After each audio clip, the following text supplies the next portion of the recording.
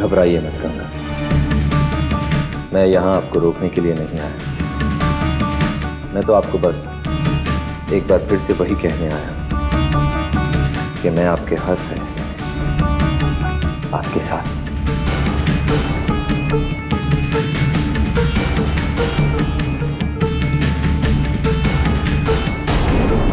शिव से मिलने जा रही हैं ना? जाइए।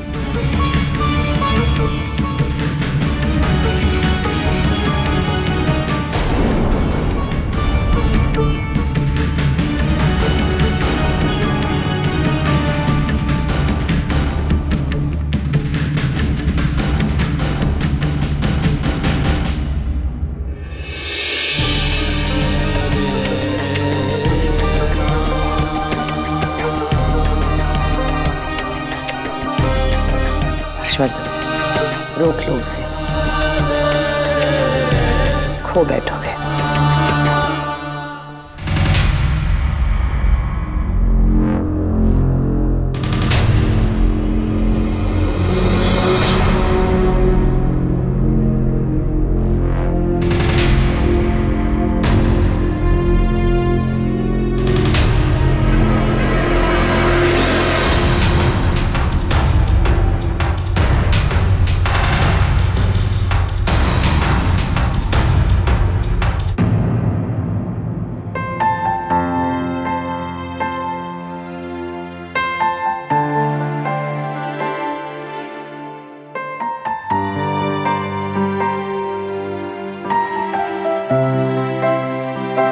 गंगा, मुझे यकीन था कि तुम जरूर आओगी। गंगा, आज हम शादी करने जा रहे हैं।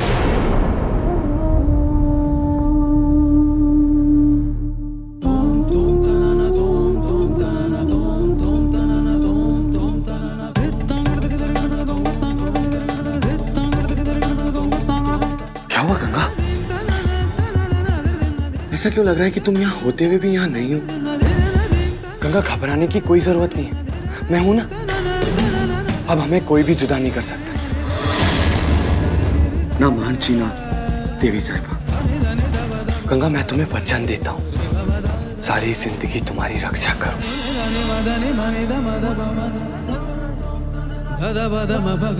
क्या हुआ गंगा?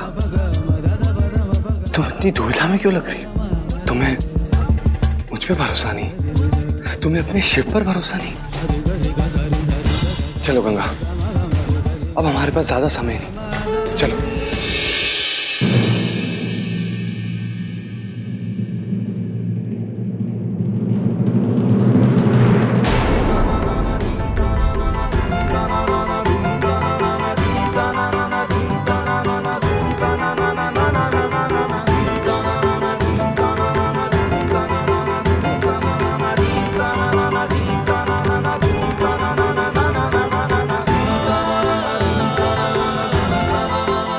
इससे पहले कि हम इस शादी के बंधन में बंधे,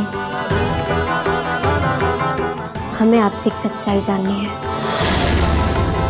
क्या ये सच है कि हमें महान जी के पास लाने के लिए आपको पैसे दिए गए थे?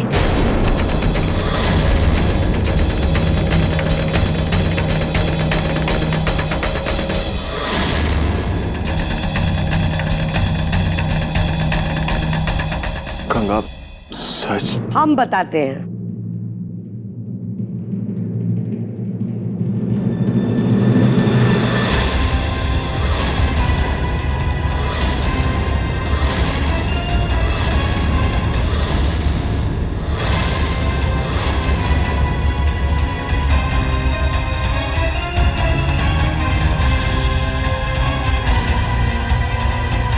गंगा, इनकी बातों में मत आना, ये तुम्हें बहकाने आए हैं। एक मिनट गंगा,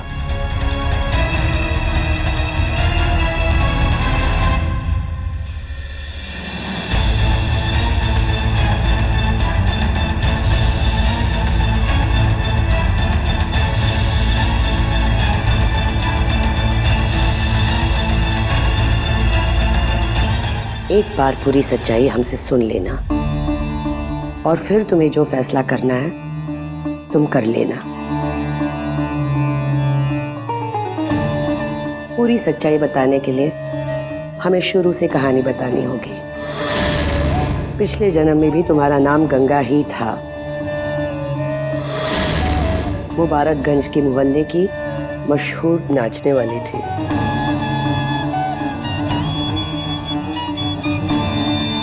मगर नाचने वाली होने के बावजूद तुम्हारा चरित्र बेदाग था।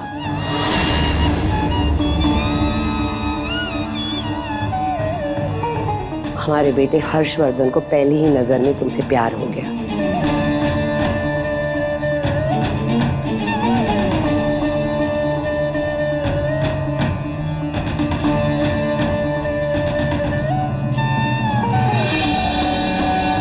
हाँ गंगा, ये सच है कि तुम्हारे मेरी जिंदगी में आने से पहले मुझ में बहुत ऐब थे।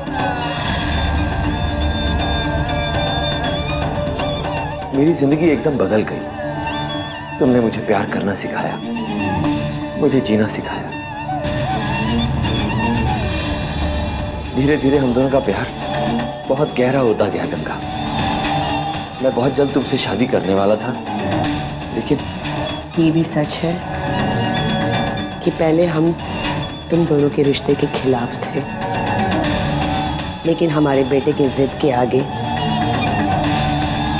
हमारी एक नहीं चली और धीरे धीरे हमने भी इस रिश्ते को हाँ कर दिया।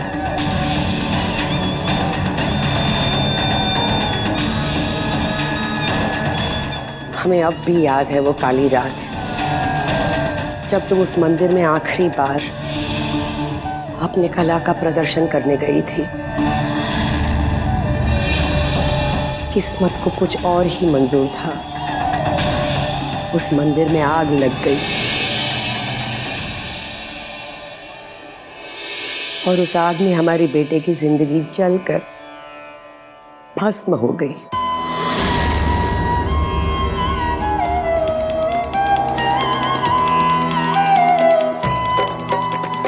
मैंने आपको बचाने की बहुत कोशिश की गंगा, लेकिन मैं नहीं बचा पाया।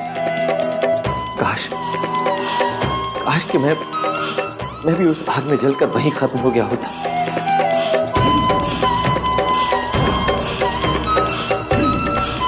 क्योंकि उस दिन के बाद से मेरे शरीर में जान तो थी, लेकिन मेरी सांसें जैसे थम गई थी।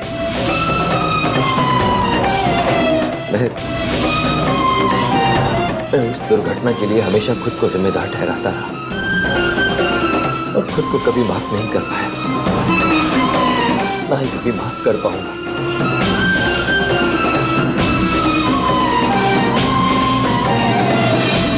और मरने से पहले तुमने हमारे परिवार को निर्वंश होने का श्राप दे दिया।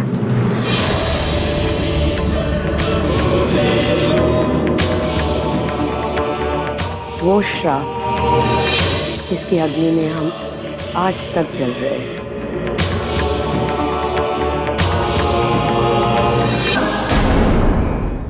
तुम दोनों के प्यार में इतनी शक्ति थी कि तुम फिर से इस धरती पर जन्म लेके पैदा हो गई और हर्षवर्धन के जीवन में आ गई। झूठ है, सरासर झूठ।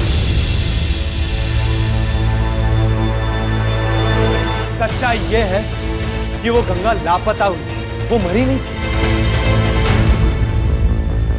और वो खुद महंत जी थे जिन्होंने जाकर उसके लापता होने की एफआईआर लिखाई थी।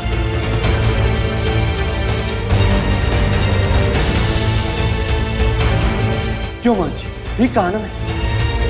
हाँ, ये सच है कि हमारे बेटे ने एफआईआर दर्ज की थी, मगर वो सिर्फ इसलिए क्योंकि वो मानने के लिए तैयार नहीं था कि उसकी गंगा हमेशा हमेशा के लिए उसे छोड़कर चली गई है।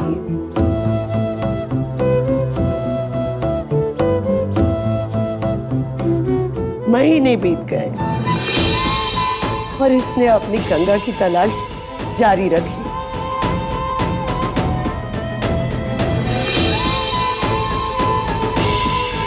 ईश्वर से मिन्नतें मांगी कि एक बार, सिर्फ एक बार तुम दोनों को मिला दे। और वो चोरी का इल्जाम शिव, किस हक से तुम ये प्रश्न हमें पूछ रहे हो?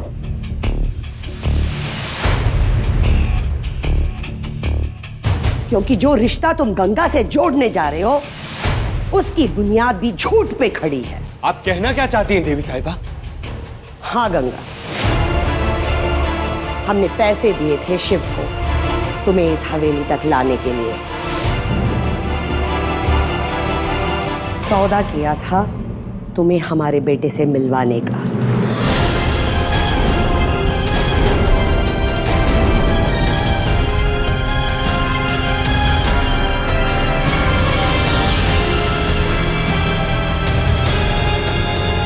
इसका मकसद सिर्फ यही था कि तुम इतनी लाचार बन जाओ कि इसके साथ आने के लिए तैयार हो जाओ।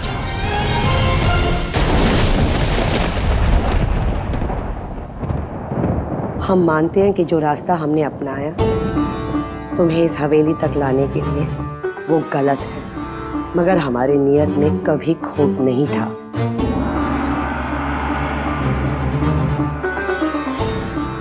बस हमें जो कहना था हमने कह दिया, आगे तुम्हारी मर्जी गंगा।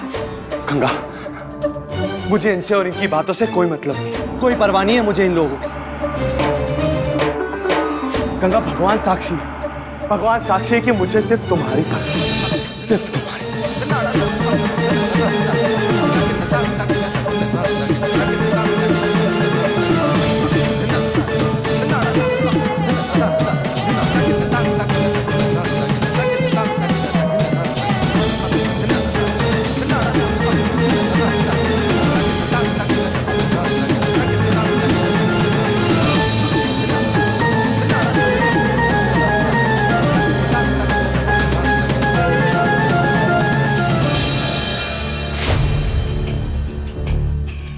जवाब दो गंगा, जवाब दो।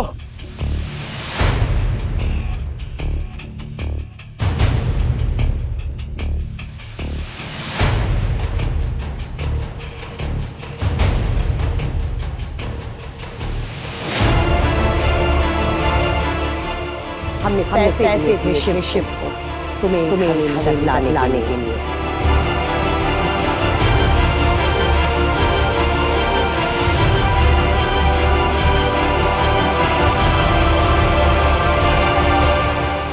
सौदा किया था तुम्हें हमारे बेटे से मिलवाने का।